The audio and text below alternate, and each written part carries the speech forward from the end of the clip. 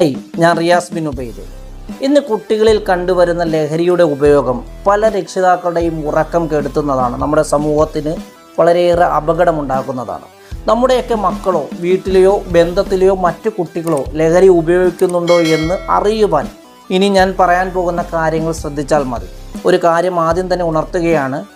ഇത് ഓരോ കുട്ടികളിലും, അതായത് ഞാൻ പറയാൻ പോകുന്ന കാര്യങ്ങൾ ഓരോ കുട്ടികളിലും വ്യത്യസ്തമായിരിക്കാമെങ്കിലും പൊതുവായിട്ട് കണ്ടുവരുന്ന ചില കാര്യങ്ങളാണ് ഞാൻ പറയുന്നത്. ആദ്യം തന്നെ രക്ഷിതാക്കൾ ശ്രദ്ധിക്കേണ്ടത് അവരുടെ പെരുമാറ്റത്തിലും മക്കളുടെ പെരുമാറ്റത്തിലും ശാരീരിക അവസ്ഥയിലും ഉണ്ടാകുന്ന ചില മാറ്റങ്ങളാണ്. അതിലൊന്ന് പെരുമാറ്റത്തിലെ മാറ്റങ്ങളാണ്.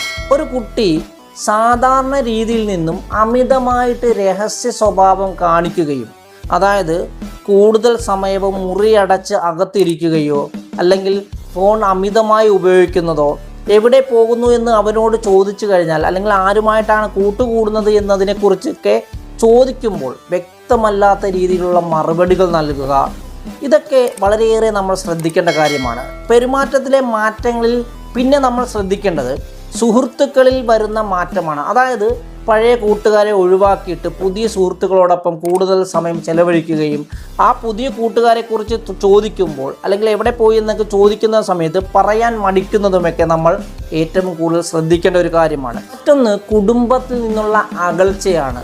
നല്ല രീതിയിൽ കുടുംബവുമായിട്ട് സഹകരിച്ചിരുന്ന ഒരു കുട്ടി കുടുംബത്തിലെ ആളുകളുമായിട്ട് സംസാരിക്കുവാൻ താല്പര്യം കാണിക്കാതിരിക്കുകയും ഒറ്റപ്പെട്ട് കഴിയുവാൻ ശ്രമിക്കുകയും അതുപോലെ തന്നെ പഠനത്തിൽ താല്പര്യം കുറയുകയും എക്സാമിലൊക്കെ മാർക്ക് കുറയുകയും പഠിക്കുവാൻ പോകാതിരിക്കുകയും ഹോംവർക്കുകൾ ചെയ്യാതിരിക്കുകയും ഒക്കെ ചെയ്യുന്നത് ഈ ലഹരിയുടെ ഉപയോഗം കൊണ്ടാകാം. അതുപോലെ തന്നെ ശ്രദ്ധിക്കേണ്ട മറ്റൊരു കാര്യമാണ് നിയമലംഘനങ്ങൾ നടത്തുന്നത്.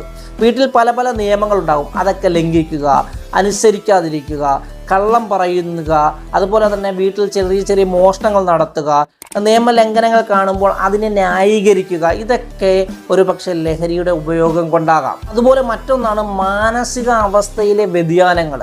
അതായത് പെട്ടെന്ന് ദേഷ്യം വരിക, സ്വഭാവത്തിൽ അസ്വസ്ഥത കാണിക്കുക, പെട്ടെന്ന് സങ്കടപ്പെടുക, ഒരു കാരണവുമില്ലാതെ കരയുക, വിഷാദ അവസ്ഥയിലേക്ക് പോകുക, ഒന്നിനോടും താല്പര്യമില്ലായ്മ കാണിക്കുക, ഇതൊക്കെ മാനസിക അവസ്ഥയിൽ ഉണ്ടാകുന്ന ആ കുട്ടിയുടെ, ലഹരി ഉപയോഗിക്കുന്ന കുട്ടിയുടെ മാറ്റങ്ങളാണ്.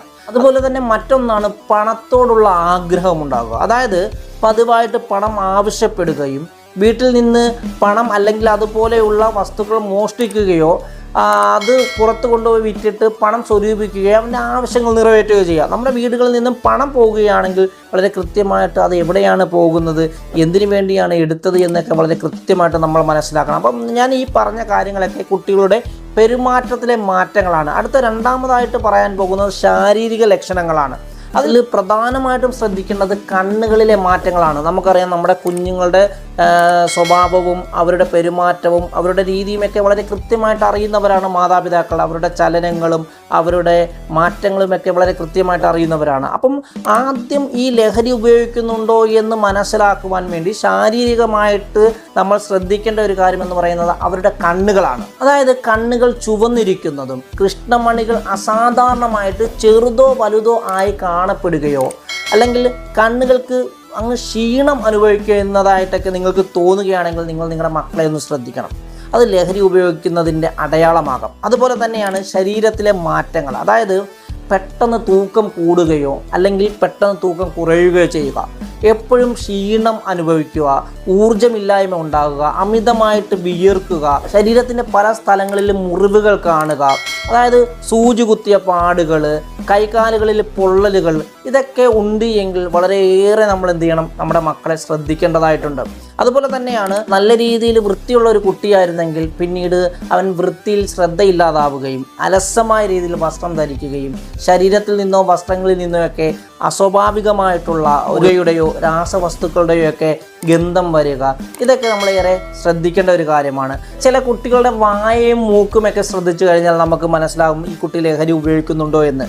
അതായത് വായിൽ അൾസർ അല്ലെങ്കിൽ മോണരോഗം, പല്ലുകൾക്ക് കേടുപാടുകൾ, കറ പിടിച്ചിരിക്കുക, ഇതൊക്കെ ചിലപ്പം ഒരു പക്ഷേ പുക വലിക്കുന്നത് കൊണ്ടാകാം. അത് അല്ലെങ്കിൽ ചുണ്ടിനടിയിൽ വെക്കുന്ന ചില ലഹരി പദാർത്ഥങ്ങളുടെ ഉപയോഗം കൊണ്ടാകാം. അതുപോലെ തന്നെ നമ്മൾ ശ്രദ്ധിക്കേണ്ട മറ്റൊരു കാര്യമാണ് ഒരു കുട്ടിയുടെ ഉറക്കക്രമം താളം തെറ്റുക എന്നത്.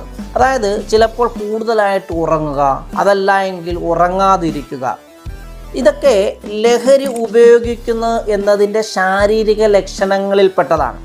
മൂന്നാമതായിട്ട് നമ്മൾ ശ്രദ്ധിക്കേണ്ട ഏറ്റവും പ്രധാനപ്പെട്ട ഒരു കാര്യമാണ് ലഹരി വസ്തുക്കളുമായി ബന്ധപ്പെട്ട സൂചനകൾ. അതായത് കുട്ടികളുടെ മുറിയിലോ ബാഗിലോ ലഹരി പദാർത്ഥങ്ങൾ ഉപയോഗിക്കുവാൻ സാധ്യതയുള്ള ഉപകരണങ്ങൾ കണ്ടെത്തുന്നത്. ഉദാഹരണത്തിന് ചെറിയ പൈപ്പുകൾ, സിറിഞ്ചുകൾ, പൊതികൾ, ലൈറ്ററുകൾ, തീപ്പെട്ടി, അതുപോലെ തന്നെ ചെറിയ ചെറിയ പാത്രങ്ങൾ, ഇവയൊക്കെ ആ കുഞ്ഞിൻ്റെ റൂമിലോ ബാഗിലോ അല്ലെങ്കിൽ അവനുമായി ബന്ധപ്പെട്ട സ്ഥലങ്ങളിലോ ഉണ്ട് എങ്കിൽ വളരെയേറെ നമ്മൾ ശ്രദ്ധിക്കേണ്ടതായിട്ടുണ്ട്.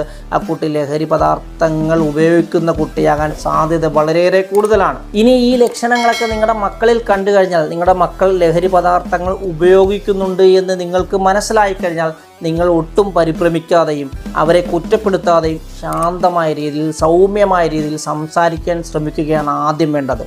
അവരുമായിട്ട് തുറന്ന ആശയവിനിമയം നടത്തുകയും അവർക്ക് പൂർണ്ണ പിന്തുണ നൽകുകയും ചെയ്യുക.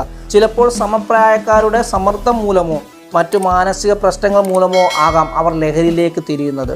ഒരു കൗൺസിലറെയോ ആരോഗ്യ വിദഗ്ധനെയോ സമീപിച്ചിട്ട് ശരിയായിട്ടുള്ള മാർഗനിർദ്ദേശം തേടി വളരെ കൃത്യമായ ചികിത്സ തേടിയിട്ടാണ് നിങ്ങൾ മുന്നോട്ട് പോകേണ്ടത്. അല്ലാതെ ഒരിക്കലും അവനെ അടിച്ചത് കൊണ്ടോ വഴക്ക് പറഞ്ഞത് കൊണ്ടോ തെറി പറഞ്ഞത് കൊണ്ടോ അവനെ വീട്ടിൽ നിന്നും ഇറക്കി വിട്ടത് കൊണ്ടോ എന്നും ഈ പ്രശ്നത്തിനൊരു പരിഹാരം കാണുകയില്ല. പൂർണ്ണമായ പിന്തുണ കൊടുത്ത് അത് തെറ്റാണ് എന്ന് ബോധ്യപ്പെടുത്തി അവൻ്റെ ശരീരത്തിൻ്റെ അവസ്ഥകൾ മനസ്സിലാക്കിയിട്ട്, മാനസിക അവസ്ഥകൾ മനസ്സിലാക്കിയിട്ട് അവനെന്ത് ചികിത്സയാണോ കൊടുക്കേണ്ടത് അത് കൊടുത്തിട്ട് അവന് പൂർണ്ണ പിന്തുണ കൊടുത്തിട്ട് മുന്നോട്ട് പോകണമെന്ന് മാത്രം ഉണർത്തിക്കൊണ്ട് മറ്റൊരു വിഷയമായി കാണുന്നത് വരെ എല്ലാവർക്കും ഗുഡ് ബൈ.